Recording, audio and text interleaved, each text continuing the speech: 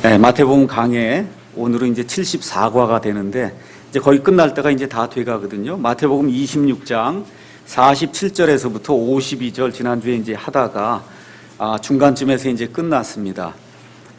지난주 이제 하던 내용 쭉 보시고 51절에 가서 보시면은 보라, 예수님과 함께 있던 사람들 중에 한 사람이 손을 내밀어 자기 칼을 빼서 대제사장의 종을 쳐 그의 귀를 베니 예수님께서 그에게 이르시되 내 칼을 도로 칼집에 꽂으라. 칼을 잡는 자들은 다 칼로 망하리라. 이제 하는 그런 내용이 이제 있습니다.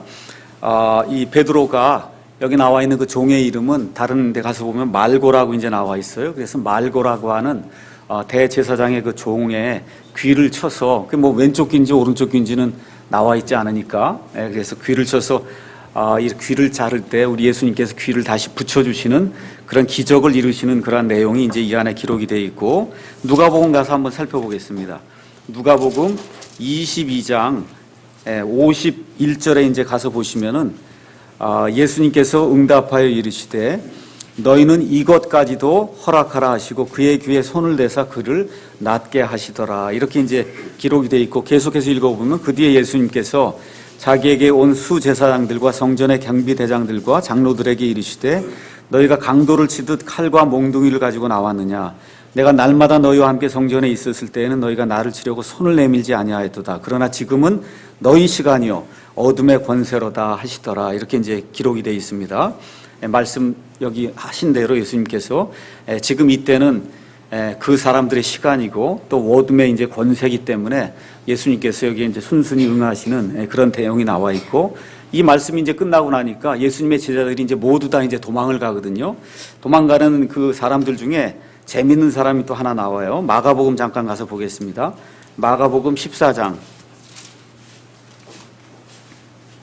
51절에서부터 52절에 있는 그 말씀을 가서 보시면은 50절에 뭐라고 기록되어 있냐면 그들이 다 그분을 버리고 도망하니라 이렇게 이제 돼 있고, 51절에 어떤 청년이 벌거벗은 몸에 아마포를 두르고 그분을 따라가다가 청년들에게 붙잡힘에 그가 아마포를 버리고 그들을 떠나 벌거벗은 채 도망하니라. 하여튼 무슨 이유인지 모르지만 이렇게 된 사람이 있는데 대부분의 성경학자들이 이 사람이 마가다 이제 그렇게 이야기를 해요. 마가복음의 저자가 되는 마가라고 하는 사람이 이렇게 아마포 이렇게 두르고 가다가 아마포를 빼앗기고 이렇게 돼갖고 버리고서는 알몸으로 이제 도망한, 그래서 이제 이 마가복음을 기록한 사람이 자기 자신에 대해서 이렇게 기록한 것이 아니냐 이렇게 이제 봐서 이 사람이 마가다라고 이제 대부분 그렇게 이제 이야기를 합니다.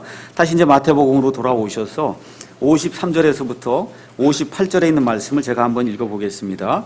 이제 예수님께서 이야기하는 거죠. 너는 내가 지금 내 아버지께 기도하여 당장이라도 그분께서 12군단이 넘는 천사들을 내게 주시도록 할 수 없는 줄로 생각하느냐. 아마 그 개혁성경에는 12영으로 돼 있어요. 12영. 이렇게 하다 보니까 12영이 이제 뭔지 좀 이해하기가 어려운데 원래 12군단을 이야기하는 겁니다. 그러나 그리 되면 반드시 이렇게 되리라 한 성경 기록들이 어떻게 성취되겠느냐 하시더라. 바로 그때 예수님께서 무리들에게 이르시되 너희가 강도를 치듯 칼과 몽둥이를 가지고 나를 잡으러 나왔느냐. 내가 날마다 너희와 함께 성전에 앉아 가르쳤을 때 너희가 나를 붙잡지 아니하였도다. 그러나 이 모든 일이 일어난 것은 대언자들의 성경 기록들을 성취하려 함이니라 하시더라. 이에 모든 제자들이 그분을 버리고 이제 도망하니라. 이제 이렇게 돼 있는데 12군단의 천사들이면 약 12,000명 정도, 한 군단에 한 1,000명 정도 있는 것으로 보고, 여러분 열왕기하 19장 35절 이제 가서 보시면 거기 한 천사가 나가서 이 아시리아 군대를 이제 멸망시키는데 한 천사가 18만 5천 명을 죽이는 그러한 일이 이제 그 안에 기록이 되어 있습니다. 그러니까 12,000명의 천사가 오면 어떤 일이 이제 생길지 저와 여러분이 상상을 해볼 수가 있죠. 그 다음에 예수님께서 55절에 강도를 치듯 내게 나오느냐 이렇게 말씀하시는데, 결국은 예수님이 십자가에 달려 돌아가실 때에도 두 사람의 강도, 오른쪽과 왼쪽에 있는 강도들 사이에서 이제 예수님이 돌아가시는 그런 내용이 이제 나오죠.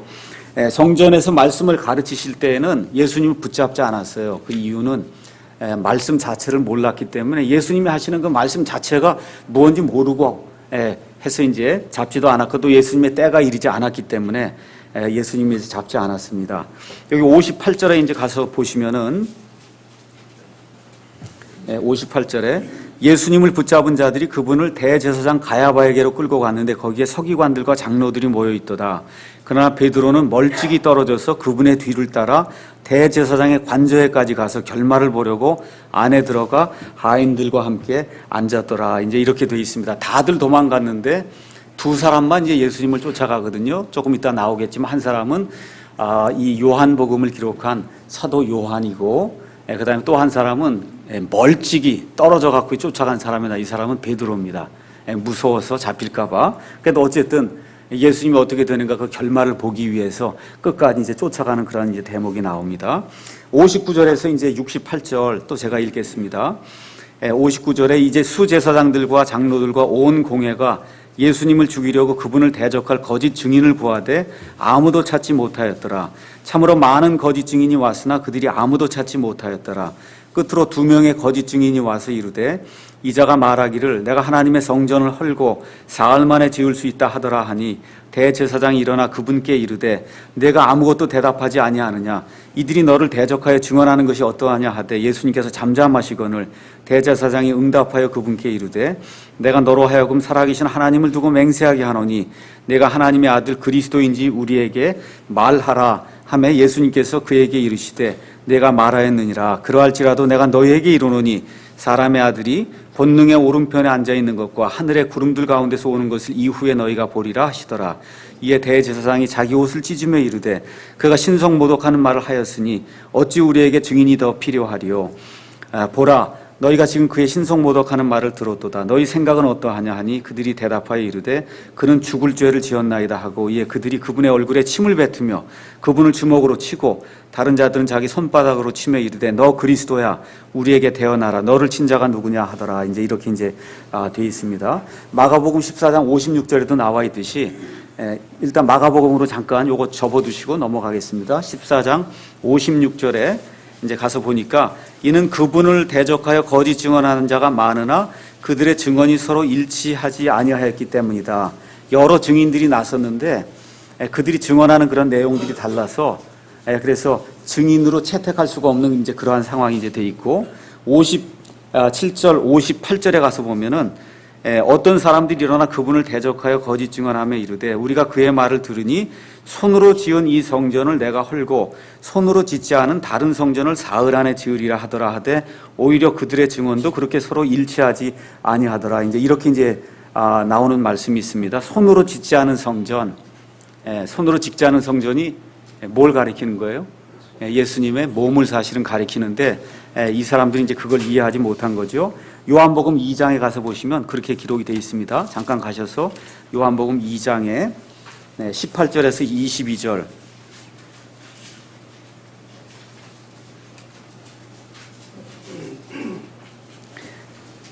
18절 22절 읽어보면 이에 유대인들이 응답하며 그분께 이르되 내가 이런 일들을 행하니 우리에게 무슨 표적을 보이느냐 하며 예수님께서 그들에게 대답하여 이르시되 이 성전을 헐라 사흘 안에 내가 그것을 일으켜 세우리라 하시니 이에 유대인들이 이르되 이 성전을 짓는데 46년이 걸렸거늘 내가 그것을 사흘 안에 세우겠느냐 하더라.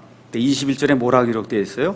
그러나 그분께서는 성전인 자기 몸을 가리켜 말씀하셨더라. 근데 이 사람들이 이제 이걸 또 오해를 한 거죠. 그래서 예수님은 성전이 자기 몸을 가리켜서 그래서 이걸 헐게 되면 사흘 만에 이제 세우겠다고 한 거를 진짜 성전을 세우는가 보다. 이제 이 사람들이 이제 이렇게 이야기하고 있습니다.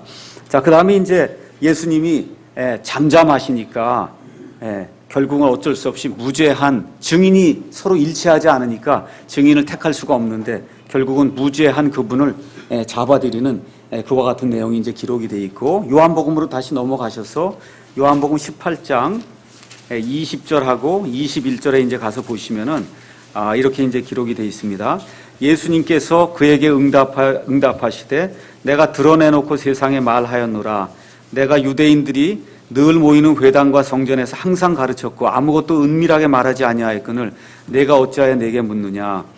이 대제사장이 예수님에게 그분의 제자들과 그분의 교례에 대해서 물을 때 예수님이 이제 대답하신 내용입니다.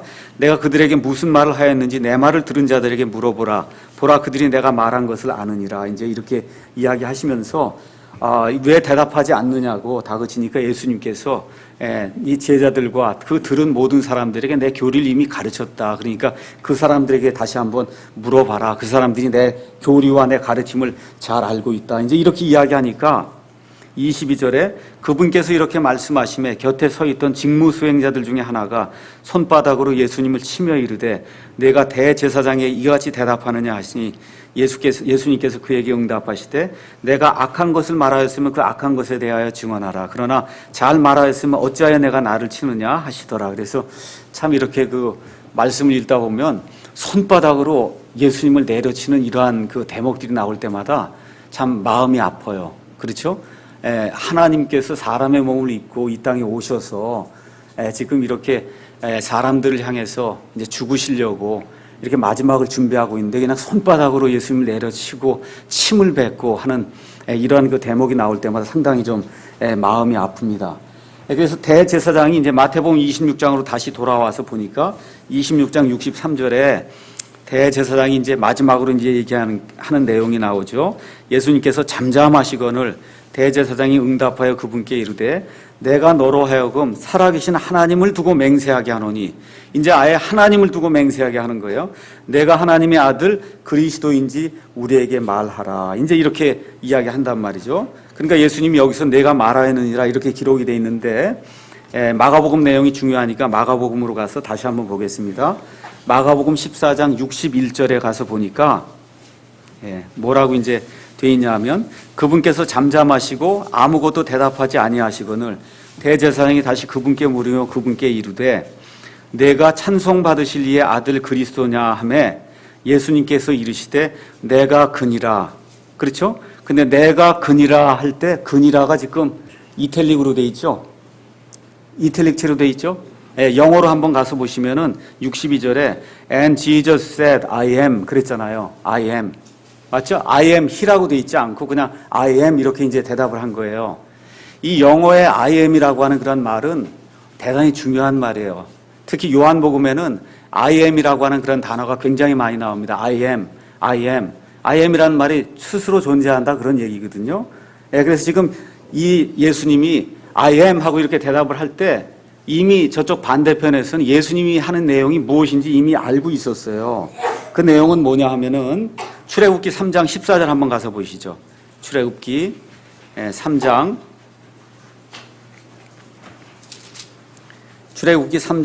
14절 이제 가서 보시면은 하나님께서 모세에게 자기의 이름을 이제 가르쳐 주실 때 하나님께서 모세에게 이르시되 나는 곧 스스로 있는 자니라. 영어로 이제 가서 보시면 I am that I am 이렇게 기록이 되어 있어요. I am이라고 이제 기록이 되어 있습니다. 그 다음에 뭐라고 또 말씀하시냐면 또 이르시되 너는 이스라엘 자손에게 이같이 말하기를 스스로 계신 이께서 스스로 계신 이가 영어로 I am이에요. I am. 가서 영어로 한번 가서 보세요. 14절에 God said unto Moses, I am that I am. And he said, thus shall thou say unto the children of Israel 이렇게 기록이 되어 있고 I am이 주어입니다. I am has sent me unto you. I am이 나를 너희에게 보냈다. 이렇게 지금 기록이 되어 있는 거예요. 그러니까 지금 여기 I am이라고 하는 말 자체는 스스로 존재하는 자는 여호와 하나님뿐이 없거든요. 그러니까 지금 예수님이 대제사장에게 내가 I am 하고 이렇게 대답을 한 거는 내가 바로 구약 성경에 나오는 그 여호와 하나님이다. 그렇게 이야기한 거예요. 그래서 I am 하고 이렇게 대답을 해버리니까 그러니까 이 대제사장이 이런 신성모독하는 말을 내가 할 수가 있느냐. 내가 어떻게 여호와 하나님이냐. 지금 그렇게 이야기하는 그런 대목으로 이제 이야기를 하는 겁니다.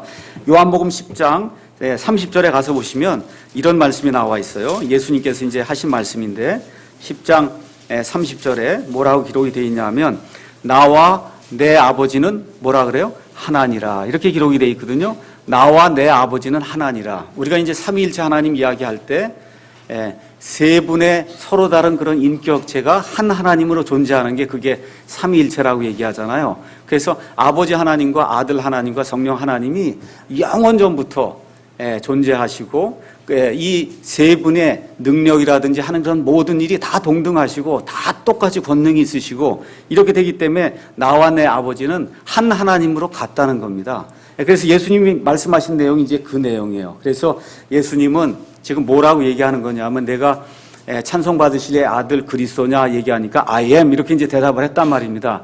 그 I am은 곧 다시 말씀드려서 내가 곧 하나님이다. 여호와 하나님이다라고 이야기하는 그런 내용으로 이야기를 하니까 대제사장이 화가 난 거예요. 화가 난 겁니다. 그래서 예수님은 성육신하신 하나님이며 세상의 구원자시다. 우리 디모데전서 3장 16절에 가서 보시면 이렇게 이제 기록이 되어 있어요. 한번 가서 잠깐 보겠습니다. 디모데전서 3장 16절 가서 보니까 논쟁의 여지가 없이 하나님의 성품의 신비는 위대하도다. 하나님 되시는 그분의 성품의 신비가 위대하다는 거. 하나님께서 육체 안에 나타나시고 하나님이 육체 안에 나타나셨어요. 그게 성육신이거든요. 그 성육신 대신 그분이 바로 예수님이기 때문에 예수님이 나와 아버지는 하나다. 내가 곧 하나님이다. 나를 본 자는 곧 아버지를 봤다. 그렇게 이야기하는 내용이 다 이와 같은 그런 그 말씀들입니다. 그 다음 요한복음 3장 16절에 하나님께서 세상을 이처럼 사랑하사 자신의 독생자를 주셨으니 이것은 누구든지 그를 믿는 자는 멸망하지 아니하고 영전하는 생명을 얻게 하려 하십니다. 해서 세상을 구원할 구원자시라고 예수님이 이제 이렇게 말씀하시는 내용이 나옵니다. 다시 이제 마태복음으로 가셔서 64절에 이제 가서 보니까 예수님이 거기서는 뭐라고 말씀하셨느냐 하면 내가 말하였느니라. 내가 하나님의 아들이냐 그리스도냐 그렇게 얘기하니까 내가 말하였느니라. 마가복음에서는 I am 이렇게 이제 이야기를 이제 하고 있어요. 그다음에 64절에 그러할지라도 내가 너희에게 이르노니 사람의 아들이 권능의 오른편에 앉아 있는 것과 하늘의 구름들 가운데서 오는 것을 이후에 너희가 보리라. 이렇게 말씀하시면서 예수님이 재림하실 것을 이 사람들에게 다시 한번 말씀해 주시죠. 마태복음 24장 30절에도 그 내용이 이제 나와 있습니다. 마태복음 24장 30절에 그때 사람의 아들이 표적이 하늘에 나타나고 그때 땅의 모든 지파가 애곡하며 사람의 아들이 권능과 큰 영광을 가지고 하늘의 구름들 가운데서 오는 것을 보리라. 그가 큰 나팔 소리와 함께 자기 천사들을 보내리니 그들이 그의 선택받은 자들 하늘 이 끝에서 저 끝까지 사방에서 함께 모으리라 해서 예수님께서 재림하신다고 하는 말씀을 이렇게 십자가에 달리기 전에 대제사장과 그를 따르는 그런 추종자 앞에서도 예수님께서 증언하시는 그런 내용이 이제 그 안에 기록이 되어 있고 65절 가서 보니까 대제사장이 자기 옷을 찢었어요. 너무 신성모독하는 그런 말을 하니까 하나님의 아들 그리스도라고 얘기하고 또 갑자기 또 뭐라 그래? 내가 이제 하늘에서 하나님의 그 영광을 입고 이 땅에 내려오는 것을 너희가 볼 것이다. 이렇게 얘기하니까 대제사장이 이제 화가 나고 이래갖고 옷을 찢으면서 이르되 그가 신성모독하는 말을 하였으니 어찌 우리에게 증인이 더 필요하겠느냐. 이제 증인이 필요 없다는 거예요. 신성모독하는 말, 내가 하나님이라고 얘기하고 나중에 내가 이 땅에 다시 내려와서 영광 중에 내려와서 너희를 심판할 것을 너희가 보리라고 이야기하니까 대제사장이 이제 정신이 없어진 거예요. 그래서 자기 옷을 찢으며 이르되 이제는 더 이상 증인이 필요 없다. 그가 신성모독하는 말을 했기 때문에 너희가 또 그 말을 듣지 않았느냐. 그러면서 66절에 이제 그렇게 얘기하죠. 너희 생각은 어떠하냐 하니 그들이 대답하여 이르되 그는 죽을 죄를 지었나이다. 이렇게 이야기하고는 67절하고 68절에 마가복음에 가서 그의 얼굴이 누구보다도 더 상하였고 그의 모습이 사람들의 아들들보다 더 상하였으므로 많은 사람이 너를 보고 놀랐느니라. 이렇게 나오면서 유명한 이사야서 53장의 말씀이 나오는 거예요. 우리 예수님이 하도 많이 맞고 그 다음에 이제 이 가시관을 이 안에 썼는데 그 가시관 만드는 그 가시 안에 독이 들어있기 때문에 이렇게 사람이 이렇게 관을 만들어서 머리를 누르면은 그럼 독이 퍼져요. 그렇게 되면 예수님 얼굴이 거의 한 2배로 이렇게 늘어나고 막 맞고 이렇게 되다 보니까 이게 사람인가 아닌가 할 정도로 너무나 많이 얼굴이 상한 그런 모습으로 지금 대언자 이사야의 그 말씀의 책에 그렇게 이제 예언이 되어 있습니다. 베드로전서 2장 21절에서 22절에도 이제 23절에도 이제 그런 말씀이 이제 나와 있거든요. 베드로전서 2장 21절에서 23절 참으로 너희가 심지어 그 일을 위해 부르심을 받았나니 그리스도께서 우리를 위해 고난을 당하심으로 우리에게 본을 남기사 너희가 자신의 발자취를 따라오게 하셨느니라. 22절에 그분께서는 죄를 짓지 아니하시고 입에 교활함도 없으시며 욕을 당하시되 맞대어 욕하지 아니하시고 고난을 당하시되 위협하지 아니하시며 오직 의롭게 심판하시는 분에게 자신을 맡기시고 친히 나무에 달려 자신의 몸으로 우리의 죄들을 지셨으니 이것은 죄들에 대하여 죽은 우리가 살아서 의에 이르게 하려 하심이라. 그분께서 채찍에 맞음으로 너희가 고침을 받았나니 너희가 전에는 길 잃은 양 같았으나 지금 너희 혼의 목자여 감독이신 분에게로 돌아왔느니라. 이렇게 하는 그런 말씀이 나오면서 여기 마태복음에 기록된 그 말씀이 다시 한번 인용이 되는 그런 내용이 나옵니다. 그래서 이 사람들이 와서 막 예수님을 욕하고 침뱉고 막 때리고 가시관으로 누르고 이렇게 이제 하는 가운데서도 우리 예수님이 꿋꿋이 그걸 버티시면서 이제 나가는 그런 모습이 있는데, 요한복음 14장 30절에 가서 보시면 예수님이 여기에 대해서 미리 이렇게 그 예언 비슷하게 말씀해 주시는 그런 내용이 이제 나옵니다. 요한복음 14장 30절.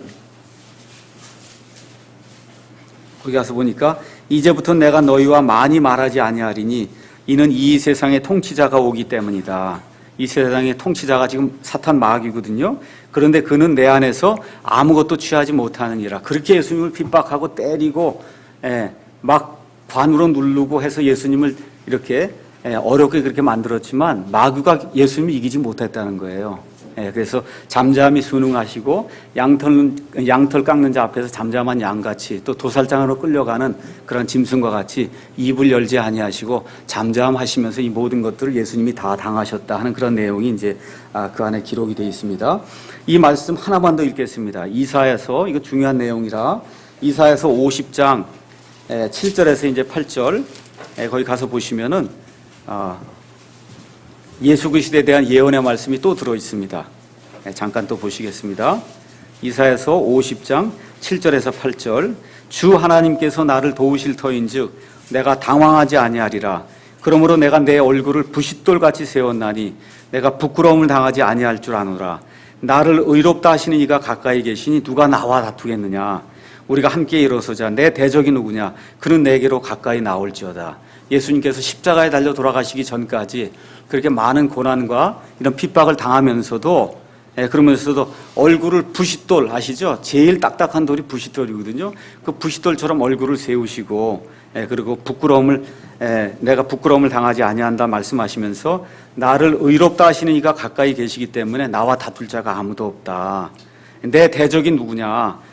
내게로 가까이 나올지어다. 이렇게 이제 말씀하시면서 꿋꿋이 이 모든 어려움을 감당하시는 그런 모습이 이제 그 안에 기록이 되어 있습니다. 69절에서 이제 75절 말씀 마태복음으로 다시 돌아오셔서 그 말씀을 보시면 베드로라고 하는 예수님의 수제자가 예수님을 부인하는 여러분이 잘 아는 그런 대목의 말씀이 그 안에 기록이 되어 있습니다. 이제 베드로가 몰래 이제 예수님을 멀찍이 떨어져서 이제 따라갔는데 69절에 이제 베드로는 관저의 바깥쪽에 앉았는데 한 소녀가 그에게 나와 이르되 당신도 갈릴리의 예수와 함께 있었도다 하거늘 그가 그들 모두 앞에서 부인하여 이르되 나는 내가 무슨 말을 하는지 알지 못하노라 하며 나와서 현관으로 들어가니 다른 하녀가 그를 보고 거기 있던 자들에게도 이르되 이 자도 나사렛 예수와 함께 있었도다 하며 그가 맹세하고 부인하되 나는 그 사람을 알지 못하노라 하더라. 조금 뒤에 곁에 서 있던 자들이 그에게 나와 베드로에게 이르되 너도 확실히 그들 중 하나라. 내 말투가 너를 드러내느니라 하거늘 그때 그가 저주하며 맹세하기 시작하여 이르되 나는 그 사람을 알지 못하노라 하며 즉시 수탉이 울더라. 베드로가 수탉이 울기 전에 내가 나를 3번 부인하리라 하신 예수님의 말씀 곧 그분께서 자기에게 하신 말씀을 기억하고 나가서 비통하게 우니라. 이제 이렇게 기록이 되어 있습니다. 자, 베드로가 이제 예수님을 멀찍이 이제 뒤쫓아가서 어디까지 이제 들어갔냐 하면 대제사장 그 관저의 바깥 뜰까지 이제 들어간 것으로 마가복음 14장 54절에 이제 기록이 되어 있습니다. 자, 그럼 베드로의 행적이 이제 어떻게 되냐면 일단 도망갔어요. 모두가 다 예수님을 버리고 도망갔으니까 도망갔다가 그 사람들이 예수님을 끌고 갈 때까지 이제 기다렸다가 요한복음 18장으로 이제 가서 한번 보겠습니다. 요한복음 18장 13절에 이제 가서 보시면은 12절에 이에 그 부대와 대장과 유대인들의 직무 수행자들이 예수님을 붙잡아 결박하여 먼저 안나스에게로 끌고 갔으니 이는 그가 그의 대제사장인 가야바의 장인이었기 때문이더라. 이제 가야바는 유대인들에게 한 사람이 백성을 위해 죽는 것이 유익하다고 권고하던 자들이다. 거기 이제 15절 가서 보니까 시몬 베드로와 또 다른 제자 하나가 예수님의 뒤를 따라갔는데 그 제자가 누구냐면 사도 요한이에요. 그 제자는 대제사장을 알므로 예수님과 함께 대제사장의 관저 안에까지 들어갔어요. 16절에 가서 보니까 베드로는 어디에 서 있었어요? 베드로는 관저 안에까지는 못 들어가고 어떻게 있냐면 바깥에 문 곁에 있었습니다. 그런데 어떤 일이 발생했냐면 그때 대제사장을 아는 그 다른 제자가 밖으로 나가서 문을 지키던 여자에게 말하여 베드로를 데리고 관저 안으로 데리고 들어갔어요. 지금 그래서 이제 베드로가 예수님을 볼 수 있게 되는 그런 상황이 이제 된 겁니다. 처음에 바깥쪽에 있어서 바깥쪽에서 안을 볼 수가 없었는데 대제사장을 알고 있던 그 제자가 들어오라고 얘기를 해서 그래서 안으로 이제 들어간 그런 내용이 이제 나오게 됩니다. 그래서 요한은 말씀드린 대로 대제사장의 관저 안으로 들어가서 예수님이 고소당하는 그런 모습을 직접 목격하고 요한복음 19장 26절 가서 한번 보세요. 요한복음 19장 26절에 가서 보시면 베드로는 십자가에까지 가지 못했어요. 예수님을 부인한 뒤에 이제 완전히 이제 도망을 갔는데 사도 요한은 어디까지 가냐 하면 예수님 십자가 처형 당하는 데까지 가요. 그래서 거기 26절에 십자가 처형 당하는 데까지 갔더니 26절에 그러므로 예수님께서 자기 어머니와 자기가 사랑하던 제자가 곁에 서 있는 것을 보시고 자기 어머니에게 이르시되 여자여 당신의 아들을 보소서 하시고 이건 누구를 보라는 얘기예요? 나를 보소서 그 얘기하는 게 아닙니다. 누굴 보라는 거예요? 사도 요한을 보라는 얘기예요. 사도 요한. 이게 이제부터는 당신의 아들입니다. 당신을 봐드릴 사람입니다. 그 뒤에 그 제자에게 이르시되 내 어머니를 봐라 하시니 그 제자가 그녀를 자기 집으로 모시니라. 이렇게 돼서 마리아가 죽을 때까지 누가 이 마리아를 모셔요? 여기 나와 있는 사도 예수님께서 사랑하시던 그 제자 사도 요한이 이 예수님의 어머니 마리아를 모셔서 끝까지 이렇게 복양하는 그런 대목이 나옵니다. 그래서 예수님의 제자들이 다 도망갔지만 그래도 끝까지 십자가에까지 쫓아가서 예수님 처형당하는 것을 본 제자, 그 제자는 사도 요한이고 그 다음에 예수님이 나중에 맨 마지막에 부활하시잖아요. 부활하실 때 무덤에까지 가서 예수님이 부활한 것을 살펴본 그 제자도 역시 사도 요한입니다. 요한. 베드로는 원래 겁쟁이가 아닌데 여기선 지금 어쩔 수 없이 거짓말을 하는 이와 같은 그 대목이 나옵니다. 이거 보면서 저와 여러분의 그 허약함과 연약함과 무익함을 다시 한번 이렇게 되돌아볼 수 있는 그런 계기가 되면 좋겠어요. 베드로가 평상시에 얼마나 용기가 많았어요. 예수님 잡으러 오니까 또 어때요? 칼을 내리쳐갖고 말고에 귀도 베고 정말 용기 있게 행하던 그런 사람인데 정말 맨 마지막 순간에 가서는 예수님을 모른다고 이제 배반하잖아요. 우리의 모습이 바로 그런 모습이 아닌가. 이제 우리가 그렇게 이제 생각해 볼 수가 있습니다.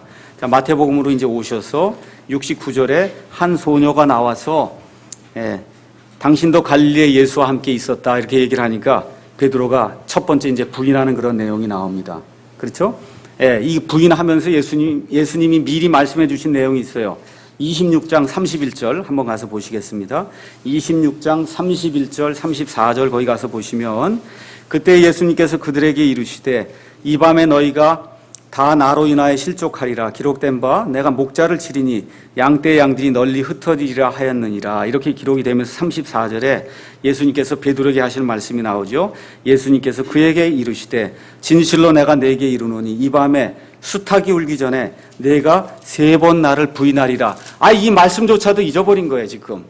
너무 상황이 다급하다 보니까 예수님이 조금 아까 잡히시기 전에 주신 그 말씀도 잊어버리고는 내가 그분을 모른다 하고 이제 부인하는 그런 내용이 지금 나오고 있습니다. 그 또 71절에 가서 현관으로 이제 들어가니까 다른 하녀가 또 보고 또 얘기하죠. 이자도 나사렛 예수와 함께 있었다. 그렇게 얘기했더니 72절엔 또 뭐라고 기록되어 있냐면 그가 맹세까지 하면서 부인했어요. 이번에는 아까는 그냥 부인하고 이번엔 맹세까지 하면서 이제 나는 그 사람을 모른다. 이제 그렇게 얘기하는 그런 내용이 나오고 73절에는 곁에 서 있던 자들이 또 베드로에게 내 말투를 보니까 너도 갈릴리 사람이다. 우리 한번 여기 마가복음 14장 70절 가서 한번 보겠습니다. 마가복음 14장 70절 이제 가서 보면 거기 뭐라고 이제 나오냐 하면은 아주 자세하게 나옵니다. 그가 다시 그것을 부인하더라. 조금 뒤에 곁에 서 있던 자들이 다시 베드로에게 이르되 너는 확실히 그들과 한패라. 너는 갈릴리 사람이며 내 말투는 거기 말투와 일치하느니라. 이 말과 더불어 또 하나 아주 직접적인 증거가 이제 또 나옵니다. 요한복음 18장 26절에 가서 보니까 말고의 친척이 등장을 하는 거예요. 18장 26절 18장 거기 가서 보니까 26절에 대제사장의 종들 중 하나는 베드로가 귀를 벤 사람의 친족이더라. 그가 이르되 그와 함께 동산에 있던 예수님과 함께 동산에 있던 너를 내가 보지 아니하였느냐. 이렇게 되니까 이제 베드로가 꼼짝 못하게 된 거죠. 말투도 일치한다 그러죠. 그래서 두 번 지금 다 부인했는데 너 갈릴리 사람이다. 말투가 거기 사람하고 일치한다. 근데 갑자기 지금 또 누가 나타났어요? 말고의 친척이 나타나더니 아까 동산에서 예수님 잡아올 때 거기 있던 너를 내가 보지 아니하였느냐. 베드로가 이제 다급하니까 그 다음에 또 뭐라고 나와요? 74절 마태복음 26장 74절에 이번에 저주까지 하는 거예요. 저주하며 맹세하여 이르되 첫 번째는 그냥 부인했습니다. 그렇죠? 그 다음에는 어떻게 했어요? 맹세하여 부인했습니다. 세 번째는 저주까지 하면서 맹세하고 그 다음에 부인하며 나는 그 사람을 알지 못하노라. 이렇게 이제 얘기하는 그런 내용이 나오죠. 바로 이때 어때요? 수탉이 이제 울었단 말이에요. 수탉이. 누가복음 22장 61절 한번 가서 잠깐 보겠습니다. 22장 61절.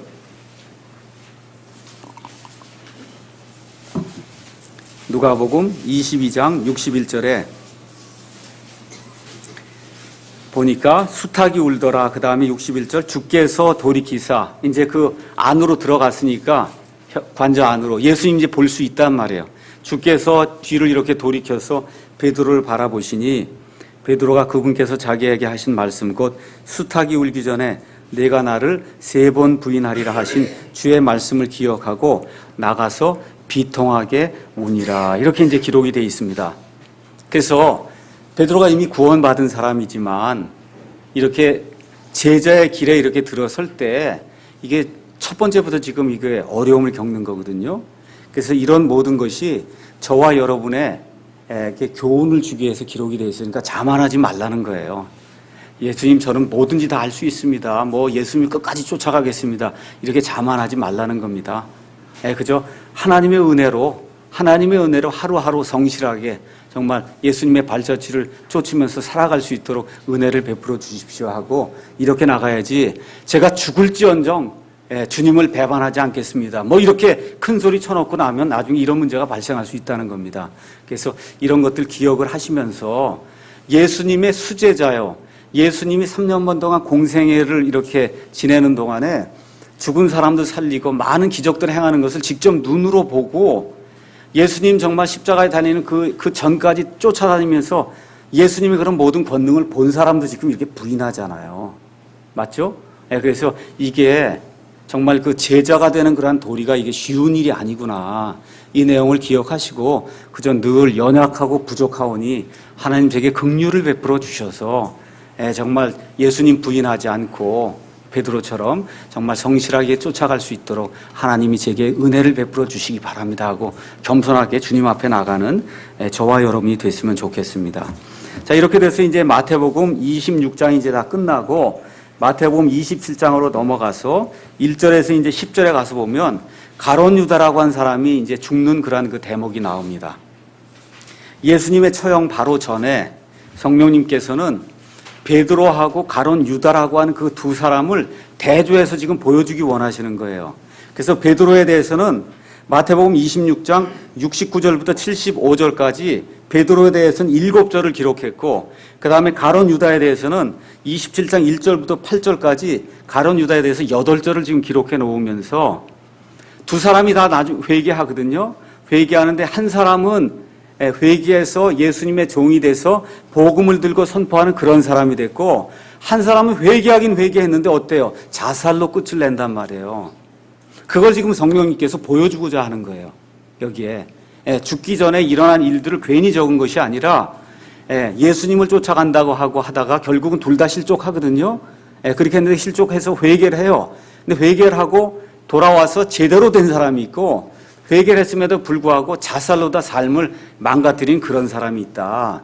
그래서 베드로와 그다음에 이 가룟 유다의 이 예를 통해서 어떻게 하는 것이 하나님이 원하시는 바른 회개이고 하나님이 원하시는 그런 제자의 도리인가 이 내용을 저와 여러분이 살펴볼 수 있도록 예수님께서 성령님을 통해서 이 베드로라고 한 사람과 그다음에 가룟 유다를 이렇게 대조해 가면서 보여주는 그런 장면이 이제 여기에 나옵니다.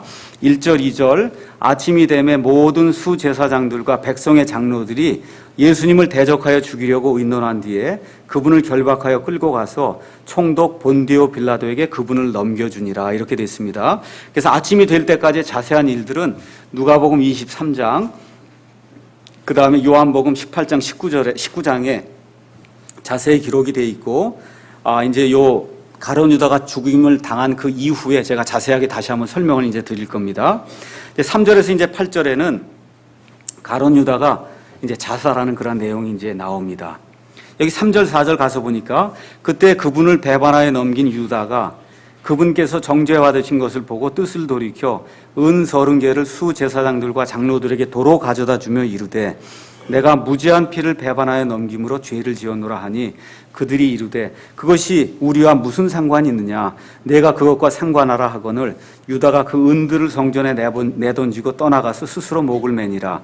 수제사장들이 그 은들을 거두며 이르되 그것은 핏값이므로 그것들을 성전 보고에 넣어두는 것은 율법에 어긋난다 하고 의논한 뒤에 나그네들을 묻기 위해 그것들로 토기장에 밭을 샀더라. 그러므로 이날까지 그 밭을 피밭이라 하느니라. 이에 대언자 예레미야를 통하여 말씀하신 것이 성취되니라. 일렀을 그들이 값을 매긴 자의 가격 곧 이스라엘 자손에 속한 자들이 값을 매긴 자의 가격인 은 30개를 취하여 주께서 내게 정하여 주신 바와 같이 그것들을 토기장의 밭값으로 주었더라 하였느니라. 이렇게 이제 기록이 되어 있거든요. 여기 3절 4절 말씀 가서 보면은 유다가 돈을 도로 가져다 주면서 뭐라고 얘기하냐면 내가 무죄한 피 예수님이 잡혀서 지금 죽게 되는 것을 보고는 내가 무죄한 피를 흘렸구나. 죄가 없으신 분의 그 피를 흘렸구나. 돈을 가져다 주면서 그러면서 죄를 지었다라고 이제 고백하는 그런 내용이 나와요. 그래서 이걸 자세히 이렇게 생각을 해보면 어쩌면 유다는 예수님께서 정죄당해 죽는 것을 원하지 않았을지도 몰라요. 유다는 사실은 어느 면에서 그들이 이제 예수님을 죽이려 한다는 것을 알고 있었음에도 불구하고 실질적으로 설마 죽이기까지 하겠느냐 이렇게 이제 생각을 했던 것 같습니다.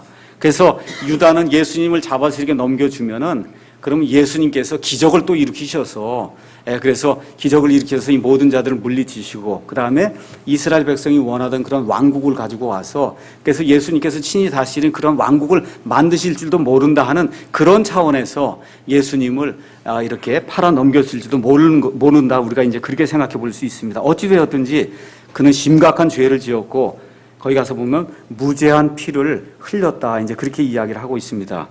여기 가서 보니까 뭐라고 기록되어 있냐 하면 여기 몇 절에 이제 보시냐면 그가 회개하였다라고 하는 그런 내용이 이제 나오는데 가서 읽어보겠습니다. 몇 절에 있느냐 하면 여기 3절에 가서 보시면 그때 그분을 배반하여 넘긴 유다가 그분께서 정죄받은 것을 보고 뜻을 돌이켜 우리말로 지금 이렇게 돼 있는데 영어로 이제 여러분이 가서 3절 가서 보시면 repented himself 이렇게 돼 있어요. 회개했다는 거예요. 원래 repent라고 한 단어는 뜻을 돌이켜서 마음을 돌려서 행동으로 옮기는 게 repent거든요. 그러니까 지금 이 베드로라고 한 사람도 회개를 했어요. 리펜트 했단 말이에요. 뜻을 돌이켜갖고 마음을 180도 돌려서 돈을 받았던 돈을 가져다가 다시 주는 그와 같은 일이 생겼습니다. 뜻을 돌이켰어요. 영어로는 repent라고 하는 그런 단어를 썼습니다. 근데 같은 리펜트를 했는데 베드로도 리펜트, 회개를 했고 그 다음에 가룟 유다도 회개를 했는데 회개의 결과가 지금 다르게 나타나는 거예요. 고린도후서 7장 9절 잠깐 보겠습니다. 고린도후서 7장 9절에서 11절 말씀을 가서 보면 이렇게 이제 기록이 되어 있습니다. 고린도후서 7장 9절에서 11절 이제 내가 기뻐함은 너희가 근심하였기 때문이 아니요 오히려 너희가 근심함으로 회개에 이르렀기 때문이다. 너희가 하나님께 속한 방식대로 근심하게 된 것은 어떤 일에서도 너희가 우리로 말미암아 상처를 받지 아니하게 하려 함이니 10절 다 같이 읽어보겠습니다. 하나님의 뜻대로 하는 근심은 회개를 이루어 다시 돌이킬 수 없는 구원에 이르게 하거니와 세상의 근심은 사망을 이루느니라. 그러니까 여기 가서 보니까 하나님의 뜻대로 근심하게 되면은 올바른 회개를 이루게 되는데 또 거기 뭐라 그랬어요? 세상의 근심을 가지고 회개하고 돌이키는 건 뭘 이루어요? 사망을 이룬다는 거예요. 그러니까 지금 베드로도 나중에 뜻을 돌이키고 회개하고 하나님께로 돌아가서 하나님의 말씀을 선포하는 그런 제자가 됐거든요. 왜 그러냐면 하나님의 뜻대로 하는 그런 근심에 들어가서 하나님이 원하시는 바른 회개를 했기 때문에 그렇다는 겁니다. 근데 지금 가룟 유다는 회개는 했어요. 근데 어떤 방식으로 했다는 거예요? 세상의 근심을 가지고 세상 사람들이 하는 그런 방식을 가지고 회개를 하다 보니까 그 끝이 뭐라는 거예요? 사망이라는 거예요. 그래서 자기 자신을 스스로 목매달아 죽게 만드는 그와 같은 일이 이제 생겼다고 성경이 이야기를 하는 겁니다. 그래서 결국 베드로는 상한 영을 가지고 통회하는 그런 마음을 가지고 겸손한 그런 사람이 이제 되었습니다. 반대로 유다는 스스로 목매달아 자살하는 그런 내용이 이제 나오죠. 여기 지금 가서 보니까 유다가 내가 죄를 지었노라 지금 그렇게 이야기합니다. 이 성경을 여러분이 가서 보시면 내가 죄를 지었다고 하는 그런 사람들의 이야기가 이제 많이 나옵니다. 여러분이 출애굽기 가서 보시면 파라오가 모세에게 내가 내게 죄를 지었다. 죄를 지었다 그래요. 자꾸 보내준다고 하면서 보내주지 않았잖아요. 그러니까 내가 큰 죄를 지었다. 그런 얘기가 이제 자꾸 나옵니다. 죄를 지었다. 또 발람이라고 하는 사람이 죄를 지었다고 고백하는 내용이 나오고 그 다음에 다윗도 내가 죄를 지었습니다. 하나님께 이런 얘기가 나오고 그 다음에 누가복음에 가서 보면 탕자라고 하는 그러한 그 둘째 아들이 나오는데 아버지 제가 하나님과 하늘을 향해서 죄를 지었습니다. 저와 여러분이 죄를 짓고 이 세상에 살게 될 때마다 하나님께 기도해요. 제가 죄를 지었습니다. 미안합니다. 죄송합니다 하고 이제 돌이킨단 말이에요. 근데 저와 여러분이 꼭 기억해야 될 것이 있어요. 하나는 내가 한 일에 대해서 제가 죄송합니다. 이렇게 하는 사람이 있어요. 지금 가룟 유다가 그 일을 한 거예요. 제가 한 일에 대해서 그것도 지금 누구한테 죄송하다고 얘기해요? 제사장 앞에 죄송하다고 얘기하는 거예요. 사람 앞에 가서는 내가 죄를 지었습니다가 사람 앞에 고백하는 거잖아요. 이러한 건 참된 회개가 아니라는 거예요. 참된 회개는 내 자신을 돌이키는 거라는 거예요. 내 자신이 무익하고 연약하고 죄를 지을 수밖에 없는 그런 사람입니다 하고 하나님 앞에 가서 내 자신을 돌이키는 그런 사람이 돼야지. 지금 여기 가룟 유다가 내가 죄를 지었습니다 하고 누구에게 가서 회개해요? 제사장에게 가서 회개하잖아요. 이런 종류의 회개는 세상 사람들이 하는 회개예요. 종교 행위로서의 회개라는 겁니다. 그래서 저와 여러분이 죄를 지은 건 왜 죄를 져요? 내가 죄덩어리 때문에 죄를 짓는 거거든요. 내 자신이.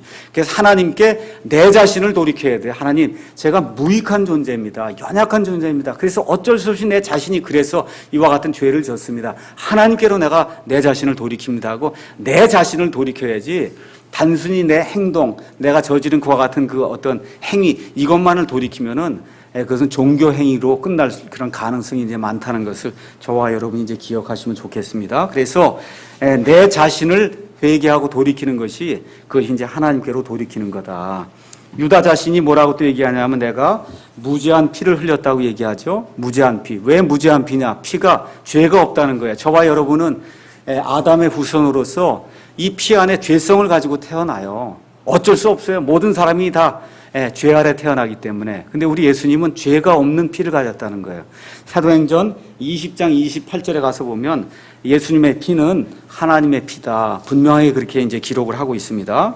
그래서 유다가 은 30개를 이제 던지는 그런 내용이 실질적으로 여기 가서 보면 8절 9절에 대언자 예레미야를 통하여 말씀하신 것이 성취되니라 해서 여기 가서 보면 은 30개 이런 내용이 쭉 나와갖고 대언자 예레미야를 통하여 선포하신 그 말씀이 나오는데 그럼 예레미야서에 이 말씀이 나올까요? 안 나올까요?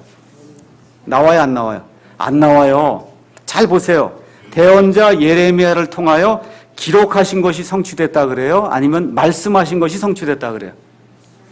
기록된 게 성취된 거 아니라 뭐예요? 대언자 예레미야가 말씀하신 것이 성취가 됐다. 지금 그렇게 이야기하기 때문에 예언자 그 예레미야서에는 이 말씀이 안 나옵니다.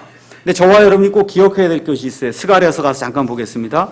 스가랴서 7장 7절 가서 보시면은 대언자의 말은 두 가지가 있어요. 하나는 기록이 된 게 있고 하나는 말로 외친 게 있습니다. 스가랴서 7장 7절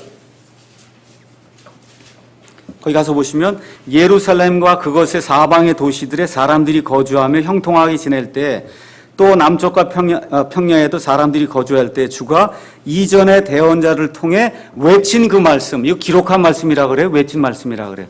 외친 말씀. 그러니까 대언자의 그 말씀은 두 가지가 있어요. 하나는 이렇게 대언서에 기록이 된 말씀이 있고 대언서에 기록이 되지 않은 말씀 중에 대언자가 외친 말씀이 있다는 거예요. 그럼 여기 마태복음 27장 9절 10절에 나오는 이 말씀, 다시 말해 어떤 말씀이냐 하면 그들이 값을 매긴 자의 가격, 곧 이스라엘 자손에 속한 자들이 값을 매긴 자의 가격인 은 30개를 취하여 주께서 내게 정하신 바와 같이 그것들을 토기장에 밥값으로 주었도다. 이건 예레미야가 기록한 말씀이에요? 예레미야가 외친 말씀이에요? 예레미야가 외친 말씀이기 때문에 예레미야 대언서에는 기록이 안 돼 있는 겁니다. 그런데 하나님의 영께서 그 내용을 아시기 때문에 예레미야가 외친 그 말씀을 여기 마태가 다시 기록할 수 있도록 여기 성령님께서 인도해 주셔서 이 말씀을 이제 기록을 한 겁니다. 그래서 오늘은 마태복음 27장 1절에서 10절 가룟 유다의 죽음까지 우리가 이제 살펴보고 다음 시간에 마태복음 강의 75과를 이제 하면서 27장 11절부터 이제 보도록 하겠습니다. 그래서 이제 27장하고 28장만 하면 몇 번 더 하면 이제 마태복음이 이제 끝나게 됩니다. 잠깐 기도하고 마치겠습니다.